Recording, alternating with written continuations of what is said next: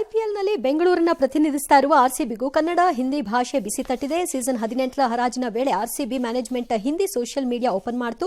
ವಿರಾಟ್ ಕೊಹ್ಲಿ ಅವರ ಹಿಂದಿಯ ವಿಡಿಯೋವನ್ನು ರಿಲೀಸ್ ಮಾಡಿತು. ಆರ್ಸಿಬಿ ಹಿಂದಿ ಪ್ರೀತಿಗೆ ಕನ್ನಡ ಫ್ಯಾನ್ಸ್ ಹಿಡಿದಿದ್ರು. ಬೆಂಗಳೂರಿನ ಕನ್ನಡ ಸಂಸ್ಕೃತಿಗೆ ಡಿಪೆಂಡ್ ಮಾಡ್ಕತಾರಂತೆ ಇದು ಮಾಡ್ಕತಾರಂತೆ. ಆರ್ಸಿಬಿ ಅಂತ ಫಾರ್ಮ್ ಆಗಿದ್ಯಾಕಪ್ಪ ಬೆಂಗಳೂರು ಹೆಸರಿಗೆ? ಅದು ಸಿಟಿಗಳಿಗೆ ತಾನೇ ಕೊಟ್ಟಿದ್ದು. ಹೋಮ್ ಬೇಸು ಇದು. ಆ ಬೇಸಲ್ಲಿ ಅದಿರಬೇಕಪ್ಪ, ಅದಕ್ಕೆ ಅದು ಇರಬೇಕು. ಇದು ಫ್ರೆಂಚು ಹಾಕೊಳ್ಳಿ. ಆ ವಿರಾಟ್ ಕೊಹ್ಲಿಗೆ ಇನ್ನು 3 ಸೆಂಟೆನ್ಸ್ ಬರುತ್ತೋ ಇಲ್ವೋ ಕನ್ನಡ? ಸುಮ್ಮನೆ 10 ವರ್ಷದಿಂದ ಆಡ್ತಾನೇ ಇದ್ದಾರೆ. ಒಂದ್ಸರಿ ಒಂದು ಕಪ್ ತಗೊಳಕ್ಕಾಗಿಲ್ಲ. ಈ ಸಲ ನಮ್ದೆ, ಈ ಸಲ ನಮ್ದೆ, ಈ ಸಲ ನಮ್ದೆ ಅಂತಾರೆ. ಇದೊಂಥರ ಇದು ನಮ್ಗೆ ಸ್ಟೋರಿ ಹೇಳ್ದಂಗೆ ಶಬರಿಕತೆ ಆಗೋಗಿದೆ. ಅದಕ್ಕೆ ಇದಕ್ಕೆ ಇಷ್ಟೊಂದು ಪ್ಯಾನ್ಗಳದೆಲ್ಲ ಗಲಾಟೆ ಅಂತೆ.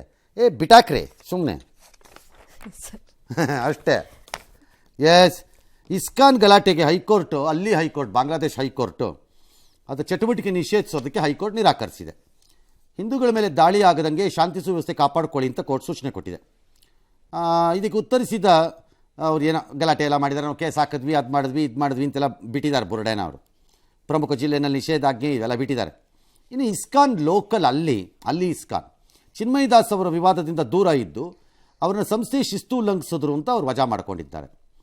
ಇಸ್ಕಾನ್ ಬಾಂಗ್ಲಾದೇಶದ ಪ್ರಧಾನ ಕಾರ್ಯದರ್ಶಿ ಅದನ್ನು ಹೇಳಿದ್ದಾರೆ.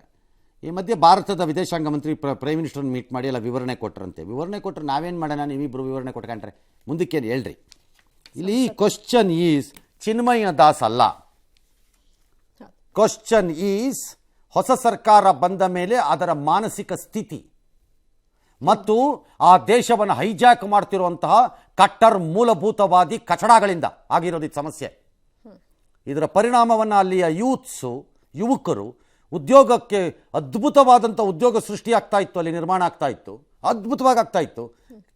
ಅರ್ಥಕೋತೀರಿ ಇನ್ನೊಂದು ವರ್ಷ ಕಳೆದ ಮೇಲೆ the instability of your country ಹೇಗೆ ಮಾಡುತ್ತೆ ಅನ್ನೋದನ್ನ ಈ ಲಾಠಿ ಹಿಡ್ಕೊಂಡು ಬಾಯಿಗೆ ಬಂದಿದ್ನೆಲ್ಲ ಕೂಕ್ಕೊಂಡು ಕಂಡುಕೊಂಡವ್ರನ್ನೆಲ್ಲ ಹೊಡ್ಕೊಂಡು ಬೆಂಕಿ ಹಾಕೊಂಡು ಓಡಾಡ್ತಿದಾರಲ್ಲ, ಫುಟ್ಪಾತ್ಗೆ ಬಂದು ಗೊತ್ತಾಗತ್ತೆ ಕಷ್ಟ.